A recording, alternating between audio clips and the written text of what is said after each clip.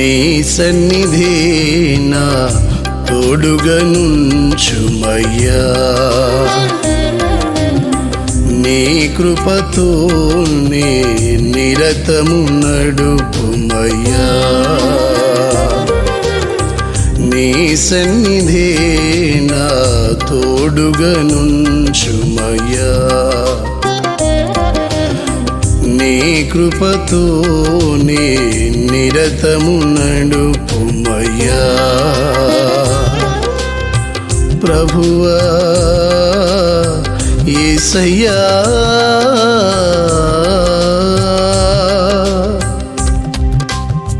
నీ సన్నిధి నా తోడుగా నుంచుమయ్యా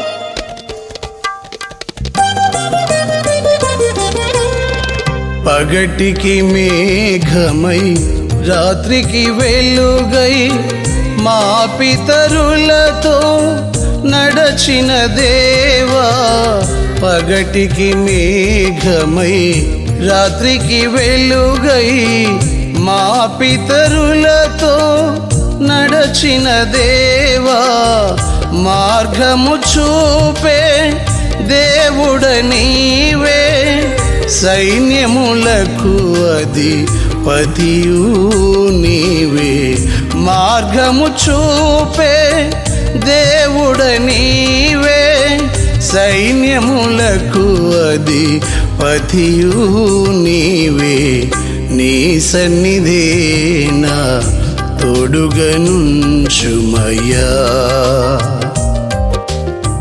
నీ సన్నిధి నా తోడుగా నుంచుమయ్యా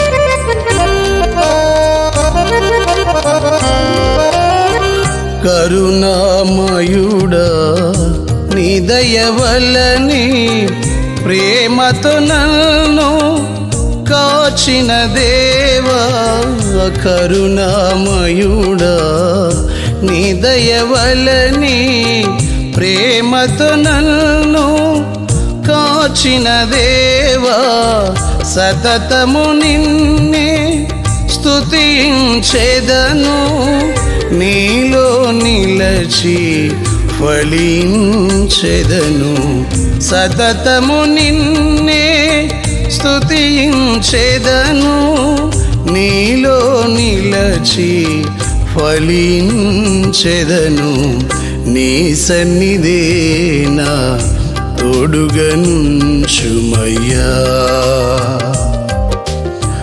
నీ కృపతో నీ నిరతము నడుపుమయ్యా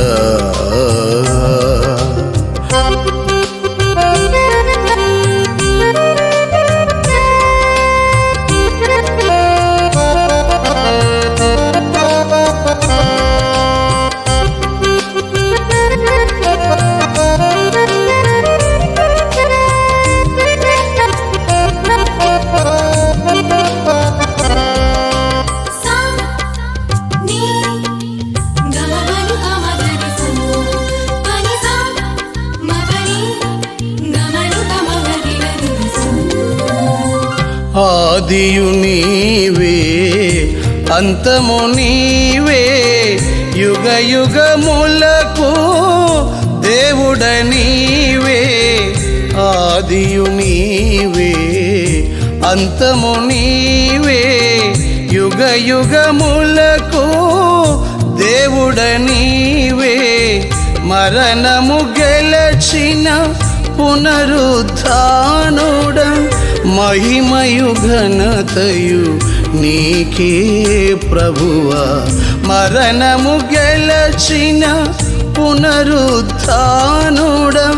మహిమయు ఘనతయు నీకే ప్రభువా, నీ సన్నిధి నా తోడుగా నుంచుమయ్యా.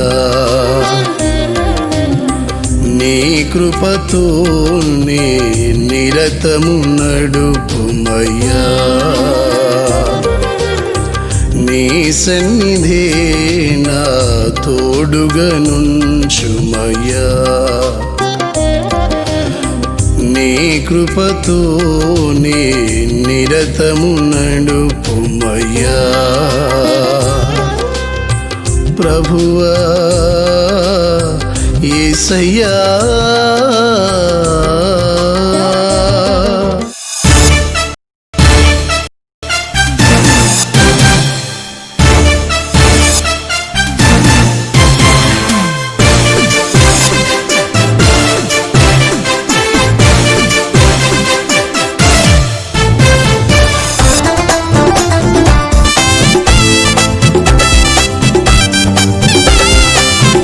దేవునికి స్తోత్రం కలుగును గాక. ప్రార్థన చేద్దాం. తలలు వంచండి. ఇది నా వాక్య భాగాన్ని ప్రారంభించబోయే ముందు మీ అందరికీ ఒక హెచ్చరిక. అనుదినం ప్రార్థన చేసి దేవుని సన్నిధిలో వాక్యం కొరకు ఎదురు చూస్తున్న మీ అందరికీ ప్రభు నిశ్చయముగా ఆయన వాత్సల్య కృపను మీకు అనుగ్రహించునుగాక. కాబట్టి మీ కుటుంబ పరిస్థితులు, మీ బాధలు, మీ సమస్యలన్నిటినీ ప్రభు దగ్గరికి తీసుకొచ్చి ఆయన సన్నిధిని మోకరించి ప్రార్థన చేయండి. తప్పకుండా కరుణా సంపన్నుడైన దేవుడు ఆయన మిమ్మల్ని ఆదుకొని కృప చూపుతాడు. ప్రార్థన చేసుకుందాం. మహాపరిశుద్ధుడైన మా ప్రియ పరలోకపు తండ్రి, గనుడవైన మా దేవానికి వందనాలు.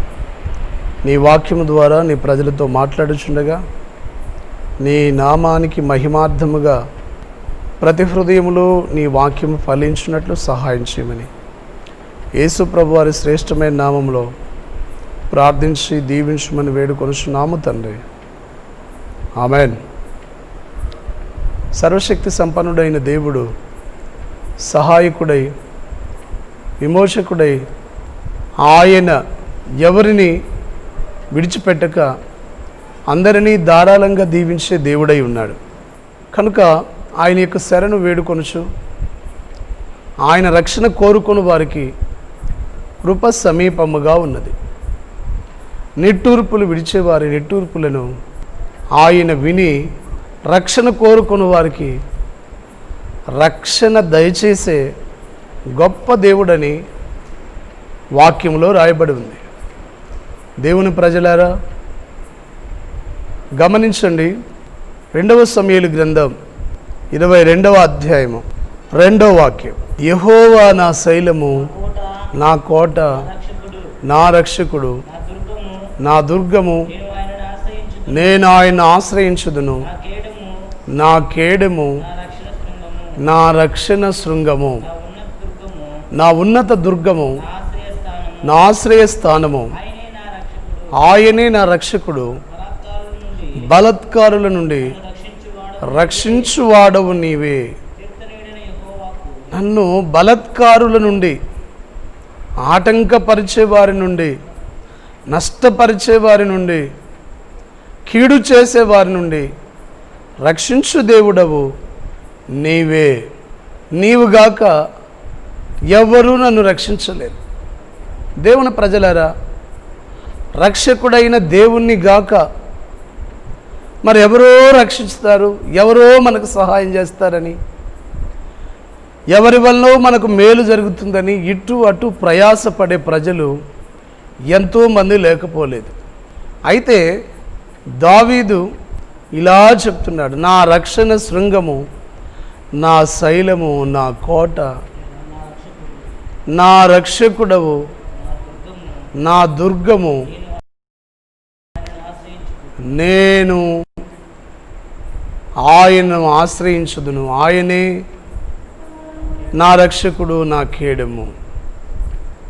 కాబట్టి నీవు ఆనాడు ఈ భక్తుడు తన హృదయపూర్వకముగా ఆయన తప్ప మరొకరు లేరని, ఆయనే నా శైలము, నా కోట, నా దుర్గము అని ఇలా చెప్తున్న మాటలను బట్టి చూస్తూ ఉంటే మనస్పూర్వకంగా దేవుడు ఆయన తప్ప మరెవ్వరూ రక్షించలేరని ఎరిగినవాడని మనం నేర్చుకోవాలి.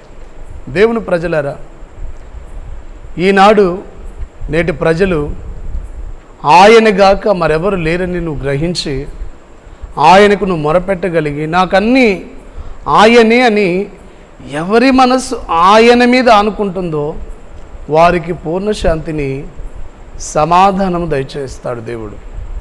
ఆయన మీద గాక మరి దేని మీదనైనా, ఏ మనుషుల మీదనైనా మనం ఆనుకొనినా మనకటువంటి రక్షణ కలుగనేరదు. కాబట్టి భక్తిహీనుల చేతిలో నుండి విడిపించువాడు, నిజంగా నా శ్రమలో నేను యెహోవాకు మొరపెట్టి తిని, నా దేవునికి ప్రార్థన చేసి తిని, ఆయన తన ఆలయములో ఆలకించి నా ప్రార్థన అంగీకరించెను, నా మొర ఆయన చెవులలో చొచ్చెను.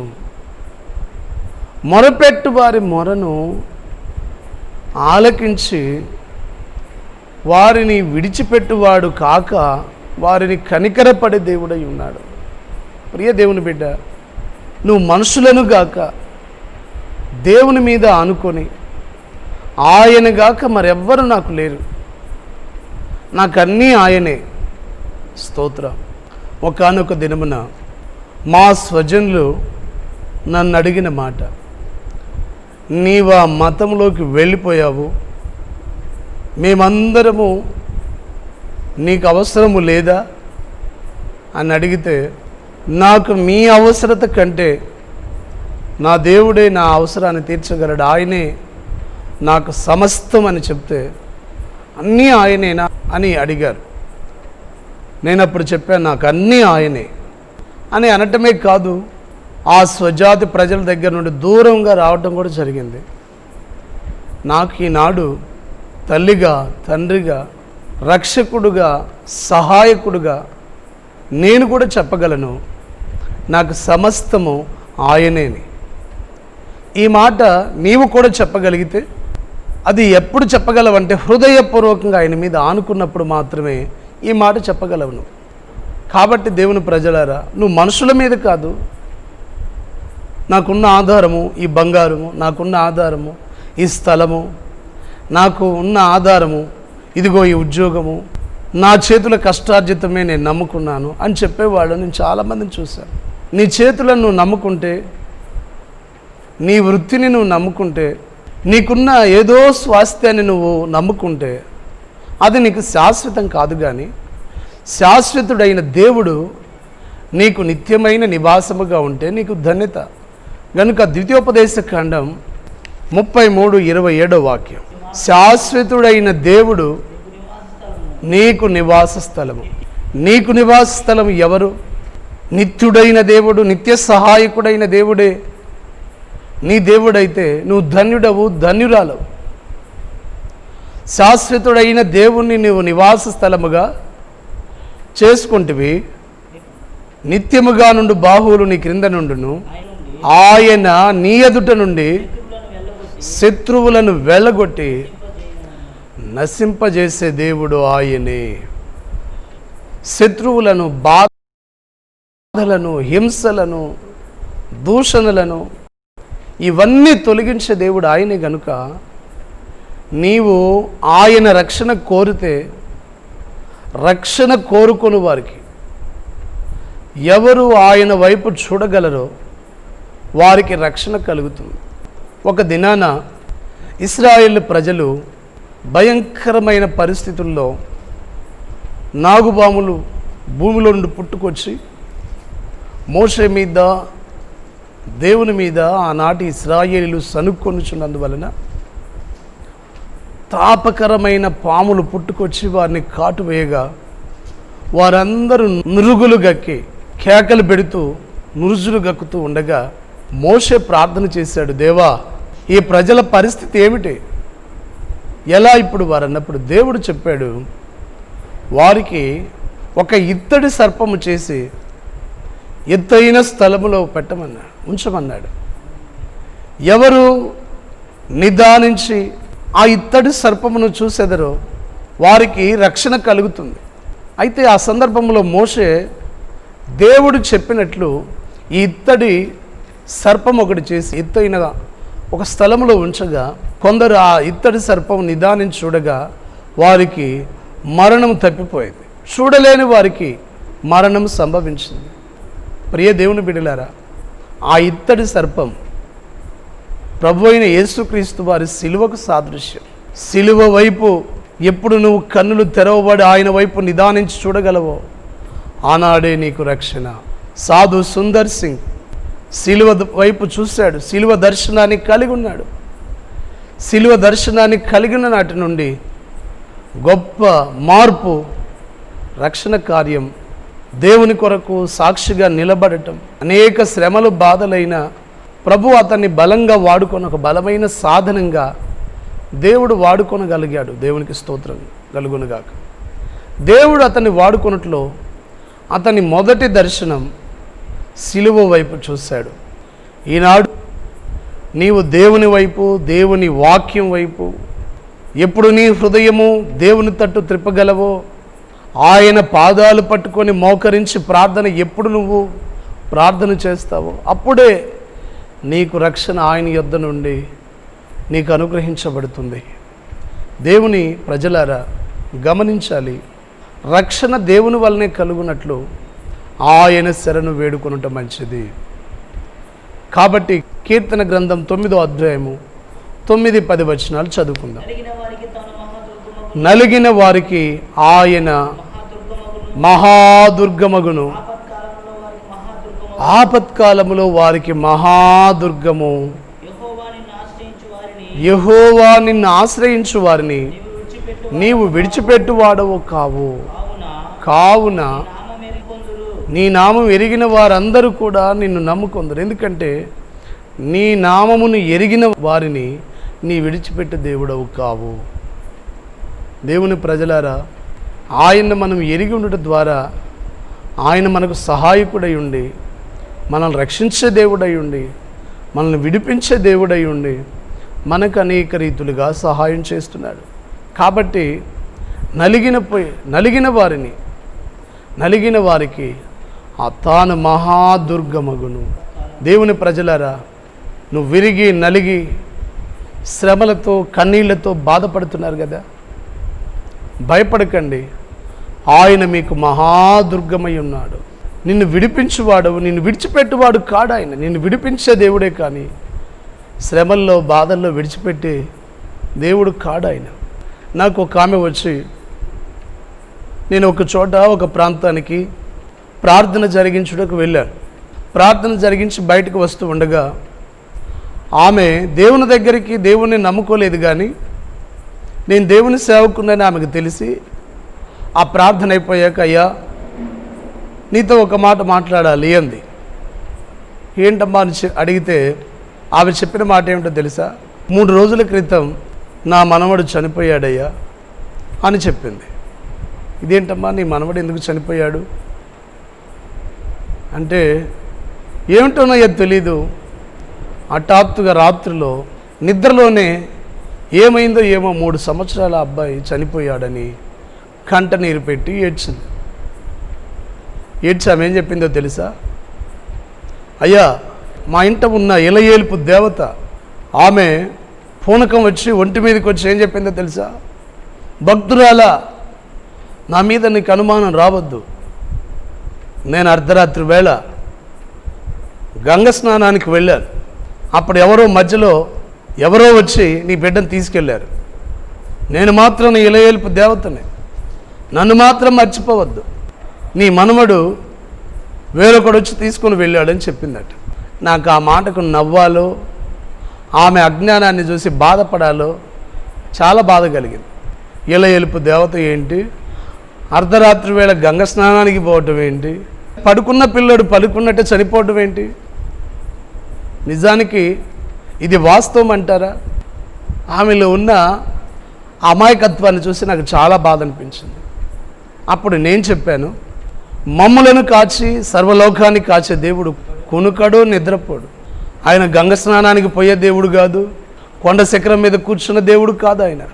ఆయన హృదయాలను పరిశీలించే దేవుడు. ఆయన తన యందు భయభక్తులు గలవారిని విడిచిపెట్టని దేవుడు. కునుకక నిద్రించక కాపాడే దేవుడు. దేవునికి స్తోత్రం. ఒక్క క్షణమైన నన్ను వీడినా నేనేమవుదునో తెలియదయ్యా. ప్రభు నీ తోడు నీ నీడలోని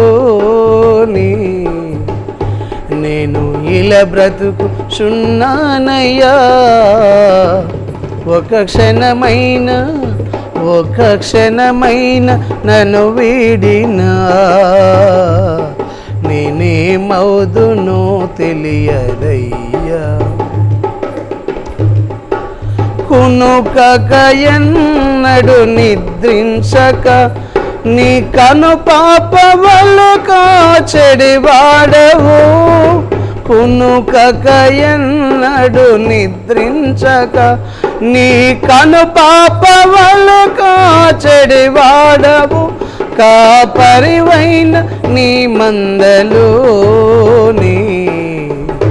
నేను ఇలా బ్రతుకుచున్నానయ్యా. ఒక్క క్షణమైన నన్ను వీడినా నేనేమవుదునో తెలియదయ్యా. Praise the lord. నిజముగా దేవుడు ఒక్క క్షణము మనల్ని విడిచిపెట్టినా మనం ఏమవుతామో తెలియదు. కనుక దావీదు ఇలా పలుకుచున్నాడు, నా రక్షణకర్త ఆయనే, నా రక్షణ శృంగం ఆయనే, నన్ను విడిచిపెట్టు దేవుడు కాడు ఆయన. నిజముగా నీ యందు భయభక్తులు గలవారిని నువ్వు విడిచిపెట్టు వాడవు కాదు. యెషయా గ్రంథంలో రాయబడింది, నేను నా జనులను ఎన్నడూ విడనాడు వాడను కాను. ఆయన ఎప్పుడు రక్షణ కంచెగా మన చుట్టూ ఉంటాడు.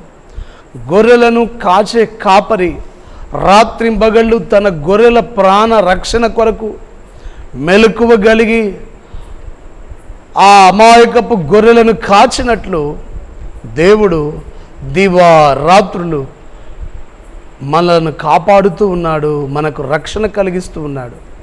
యెహోవా పట్టణమును కాపాడని ఎడల, యెహోవా నివాసములను కాపాడని ఎడల మెలకువతో ఉండు వారి ప్రయాసము, దానికి కావలి కాయు వారి ప్రయాసం వ్యర్థమే. యెహోవాయే కాపాడకపోతే, యెహోవాయే రక్షణ కలిగించకపోతే దానికి కావలి కాయు వారి ప్రయాసము వ్యర్థమై ఉన్నది. దేవుని ప్రజలారా, నీకు అప్పుల బాధ ఉంది కదా, సమస్యల బాధ, అనారోగ్యం బాధ, మానసిక బాధతో బాధపడుతున్న సహోదరి, బాధపడుతున్న గత కొద్ది దినాలుగా భయపడకుము. ఆయన శరణు వేడుకో, మోకరించి ప్రార్థన చేయి. నీకు ఆత్మ సంబంధం అనిపించిన దైవ సహవాసమునకు నడిచి ప్రార్థన చేయడం నేర్చుకో. మోకరిల్లు, వాక్యమును ధ్యానించు. తప్పకుండా సహాయకుడైన దేవుడు నీకు మేలు చేసే దేవుడై ఉన్నాడు. గనుకనే కీర్తన గ్రంథంలో రాయబడిన ఈ మాట, యందు భయభక్తులు గలవారిని నీ విడిచిపెట్టు దేవుడవు కావు. కీర్తన గ్రంథం 10వ అధ్యాయాన్ని చదువుకుందాం. యెహోవా, నీవెందుకు దూరముగా నిలుచున్నావు? ఆపత్కాలములో నీవెందుకు దాగి ఉన్నావు? కాబట్టి ఆయన శరణు జొచ్చిన వారిని ఆయన విడిచిపెట్టే దేవుడు కాడు. మనం బైబిల్ గ్రంథంలో మరికొన్ని విషయాలను ధ్యానం చేసినప్పుడు ఒక త్రోవ ప్రక్కన గుడ్డివాడు యేసును గురించి ఎప్పటి నుండో విన్నాడు. అయితే యేసు దగ్గరికి వెళ్ళాలంటే అతనికి కళ్ళు లేవు, నడిపించేవారు లేరు. ఈనాడు సాధారణంగా మంచి వాళ్ళని తీసుకెళ్లే వాళ్ళే లేరు దైవ సన్నిధికి. వికలాంగులను, గుడ్డివారిని ఎవరు తీసుకెళ్తారండి? అయితే ఈ గుడ్డివాడు త్రోవ ప్రక్కన ఏదో జీవనం చేయాలి కదా. గుడ్డివాడు, కుంటివాళ్ళు, వికలాంగులు కూడా బ్రతకాలంటే వారి కుటుంబాల్లో నివసించలేరు, కుటుంబీకులు కూడా వారికి సహాయం చేయలేరు. అలాంటప్పుడు వారు ఏదో జీవనోపాధి నిమిత్తమై అడుక్కొని బ్రతికేవారు. ఈ గుడ్డివాడు కూడా త్రోవ ప్రక్కన ఉండి ఇటు అటు వెళ్ళేవారిని అడుక్కొని తన జీవనాన్ని కొనసాగిస్తూ ఉన్నాడు. అయితే యేసును గురించి విన్నాడు, విశ్వాసం ఉంచాడు. ఒకరోజు యేసు ఆ మార్గమున వెళ్ళుచున్నాడని విని, ప్రభువా, దావీదు కుమారుడా, నన్ను కరుణింపమని కేకలు వేశాడు. Praise the lord. నన్ను కరుణించుము అని కేకలు వేసినప్పుడు ఓరకుండుమని పక్కన వాళ్ళు అతన్ని గద్దించడం ప్రారంభించారు. అయితే ఆ గుడ్డివాడు మరి ఎక్కువగా యేసును పిలవడం, యేసు యొక్క శరణు వేడుకోవడం కోసం, యేసు యొక్క రక్షణ కోరుకోవడం కోసం అతను ఆక్రందన చేస్తున్నప్పుడు యేసు ప్రభువారు నిలిచి అతన్ని పిలిచి, నేను నీకు ఏమి చేయగోరుచున్నావని అడిగినప్పుడు నాకు దృష్టిని కలుగ చేయమని అడిగాడు.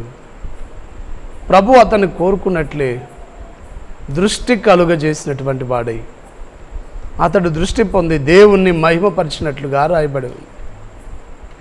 దేవుని ప్రజలారా, ఆధ్యాత్మిక అంధత్వంలో ఉండి యేసుక్రీస్తు యొక్క మహిమను తెలియని అందులము నేడు మనము కూడా.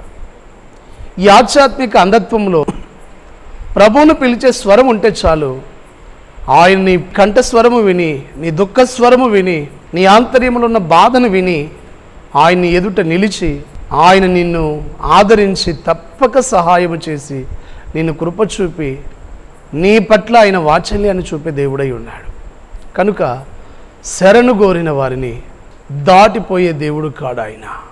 కనుక ప్రియ దేవుని బిడ్డ, ఈ దినాన ఆయన సహాయం కోసం, ఆయన రక్షణ కోసం నువ్వు మొరపెట్టగలిగి ప్రార్థన చేయగలిగినట్లయితే నిశ్చయముగా ఆయన మేలు చేసే దేవుడై ఉన్నాడు. అలాగే 11వ అధ్యాయాన్ని చదువుకుందాం. యెహోవా, నీ శరణు జొచ్చి ఉన్నాను, నన్ను విడిచిపెట్టొద్దు. ఎవరైతే బాధల్లో, శ్రమల్లో ఉండి మోకరించి, ప్రభువా నాకు నీవే సహాయము, నేను దిక్కులేని వాడను అని నీవు దేవుని సహాయాన్ని వేడుకుంటే నిశ్చయముగా ఆయన నీకు ఆశ్రయముగా ఉంటాడు. ప్రియ దేవుని బిడ్డ, కన్నీళ్ళలో ఉన్నావు కదా, నీ చుట్టూ సమస్యలు మెదులుతూ ఉన్నాయి కదా, నీ హృదయంలో దుఃఖము, వేదన నిన్ను బాధ పెడుతుందా? భయపడకమ్మా, ప్రభు నీకు తోడై ఉన్నాడు. సహోదరుడా, అనారోగ్యము యొక్క బలహీనత నిన్ను బాగా బాధిస్తుందా? అయితే నీవు దేవుని సహాయాన్ని అడుగు. వైద్యులు చేయగలిగిన సహాయము కంటే ఆయన గొప్ప సహాయం చేస్తాడు. ఆయన వలన నీకు రక్షణ కలుగుతుంది. నాకు ఒకానొక దినమున మా ఇంటిలో ఒక భయంకరమైన శ్రమ వచ్చింది. నన్ను ప్రేమించి నా కోసం నిత్యం ప్రార్థన చేసే మా అమ్మమ్మ గారు ప్రభు నందు నిద్రించారు. అయ్యో, మాకు ఇటువంటి రక్షణ, ఇటువంటి ఆదరణ ఎవరి ద్వారా కలుగుతుంది? దేవుని తర్వాత నన్ను ప్రేమించిన తల్లి మా అమ్మమ్మ. ఆమెను కోల్పోయిన తర్వాత నేను బాగా కృంగిపోయి బాధపడుతూ కన్నీళ్ళలో ఉన్నప్పుడు నేను దేవుణ్ణి వేడుకున్నాను. దేవా, నీ బిడ్డలేని ఆ కొరతను ఎలా తీర్చగలవు? నా బాధను ఎలా తొలగిస్తావు? నేను నిన్నే వేడుకుంటాను, నీవే నాకు సహాయం చేయగలవని దేవుణ్ణి అడిగాను. చాలామంది సమస్య ఏదైనా జరిగినప్పుడు నేరారోపణ చేసే హృదయంతో దేవుడు నాకేం చేశాడు, మనం దేవుని కొరకు ఎలా ఉన్నాము, మన భక్తి జీవితం ఎలా ఉంది, మన ఖచ్చితమైన యథార్థమైన భక్తి మనలో ఉందా, అది ఆలోచన చేయలేరు. కానీ దేవుడు మాత్రం నాకేం చేశాడు, నాకు అన్యాయం చేశాడు, నాకు అలా చేశాడని దేవుని ప్రజలారా ఎప్పుడు దోషారోపణ చేయకూడదని ప్రభు పేరిట నీకు తెలియజేస్తున్నాను. ఆ సందర్భంలో నా కొరకు దేవుడు ఒక గొప్ప కార్యం చేసి నాకు కుమార్తెనిచ్చాడు. దేవునికి స్తోత్రం. ఆ బిడ్డ ఎదుగుదలలో నేను ఏవైతే చూడలేకపోయాను అనుకున్నానో కోల్పోయింది మరలా తిరిగి నాకు ఇవ్వటం జరిగింది. నా దుఃఖము సమాధానకరంగా మారింది. కనుక సహాయం చేసే దేవుణ్ణి వేడుకోండి. మీ ఇంట్లో ఎవరిని కోల్పోయినా, మీకు సహాయం చేసే మీ తండ్రి లేకపోయినా, తల్లి లేకపోయినా, మీకు అన్ని విషయాలు ఆదుకునే నీకు ఇష్టలనబడిన వారు ఎవ్వరు లేకపోయినా, నిశ్చయముగా ఆయన నీకు సహాయం చేసే దేవుడు, నీకు ఇష్టడైన దేవుడు, నీకు రక్షణ కలిగించే దేవుడు, నువ్వు ప్రార్థన చేస్తే ప్రతిఫలం ఇచ్చే దేవుడు. ఆయన దగ్గరికి రావాలి, ఆయన శరణు వేడుకోవాలి, ఆయన మందిరానికి నడవాలి, మోకరించాలి. దేవుని మీద నేరారోపణ చేసే హృదయాన్ని మర్చిపోయి దేవుని ఎడల భయభక్తులతో నడుచుకుందాం. కనుక ప్రియ దేవుని బిడ్డలారా, మీలో అటువంటి సహనాన్ని కోల్పోయి దుఃఖపడుతున్న వారిని నేను చూస్తున్నాను. కాబట్టి నిశ్చయముగా మీ దుఃఖాన్ని తొలగించి, మీ కొరతను తీర్చి, మీ బాధను తొలగించే బిడ్డలను ప్రభు మీకు ఇస్తాడు. ఆయన మాకు సహాయం చేశాడు, కనికరం చూపాడు. మాకు చూపిన దేవుడు మీ ఎడలను చూపడానికి ఆయన సమర్థుడై ఉన్నాడు. కన్నీళ్ళ మధ్యలో ఉన్నావా? ఎవరు ఆదరించట్లేదని బాధపడవద్దు. దయచేసి ప్రభు దగ్గరికి రా, మోకాళ్ళు. ఎవరైనా ఏదో అన్నారని కృంగిపోవద్దు, కుటుంబ సమస్యలతో నలిగిపోవద్దు. నీ ప్రతి బాధను ఆయన దగ్గరికి తీసుకువెళ్ళి, ప్రభువా నా సమస్యను నీవే పరిష్కరించుమని విరిగి నలిగిన హృదయముతో మొరపెట్టు. విరిగి నలిగిన వారికి ఆయన మహాదుర్గమయ్యే దేవుడు. కనుక మెస్సి అనే సహోదరి, నిశ్చయముగా నీ కన్నీళ్లను ప్రభు చూస్తున్నాడు, ఆయన నిన్ను కటాక్షిస్తాడు. కుమారి కోటేశ్వరమ్మ, ప్రభు నీకు నీ చింతను, నీ కన్నీళ్లను ఆంతర్యంగా నువ్వు మొరపెడుతున్నావు చూడు, నీ మొరను దేవుడు నిశ్చయముగా విన్నాడు. శిరీష, నీ ప్రతి సమస్యను, నీ కుటుంబంలో ఉన్నటువంటి మానసిక ఒత్తిడిని, దుష్టుడు కలిగించే ప్రతి తంత్రము నుండి ప్రభు నీకు విడుదల చేయబోతున్నాడు. సహోదరుడా శ్రీనివాస్, కుటుంబ సమస్యలు నేను బాధ పెడుతూ ఉన్నాయి. ఆయా సమయంలో ఒంటరిగా కృంగిపోతున్న సహోదరుడా, ఇదిగో ప్రభు ఆయన నీకు సహాయకుడై నీ మధ్య నడుస్తూ ఉన్నాడు. నేను తప్పకుండా విడిపించి నీ దుఃఖమును సంతోషముగా మార్చునై ఉన్నాడు. అనిల్, నీ హృదయమును కఠినపరుచుకొనక విరిగి నలిగిన హృదయముతో ప్రార్థన చేయి. పరిశుద్ధాత్మ దేవుడు నీకు సహాయం చేయడానికి సిద్ధంగా ఉన్నాడు. కానీ నీ హృదయము కఠినపరుచుకొనకూడని పరిశుద్ధాత్మ దేవుడు తెలియజేస్తున్నాడు. ఇందిరా, సహోదరి ఇందిరా, నీ కుటుంబం కొరకై, నీ కుమార్తె కొరకై ప్రార్థన చేస్తున్నావు. నిశ్చయముగా నీ కుమార్తె జీవితంలో ఒక గొప్ప మేలును చూడనై ఉన్నావు. సహోదరి ఇందిరా, ఇది ప్రభు తెలియజేసిన వాగ్దానం. ఇట్టి కృప మీకందరికీ దేవుడు దయచేసి నిశ్చయముగా దీవించునుగాక. ఆమెన్. ఆశ్రయదుర్గమైన మా ప్రియ పరలోకపు తండ్రి, నీ శరణు వేడుకొని వారందరికీ రక్షణ కలిగించి, అన్ని వేళలో ఆపద్బాంధవుడవై విడిపించి విమోచించి సహాయకుడవై అన్ని వేళలో ఆదరించే దేవుడవని, తండ్రివని నీకే కృతజ్ఞతాస్తుతులు చెల్లిస్తూ ఈ ప్రార్థన సమర్పించి, ఈ రీతిగానైనా సమస్యల మధ్యలో ఉన్న నీ ప్రతి బిడ్డను ఆదరించి నీ కృపతో బలపరచుమని వేడుకొనుచు ప్రార్థిస్తున్నాము తండ్రి. ఆమెన్.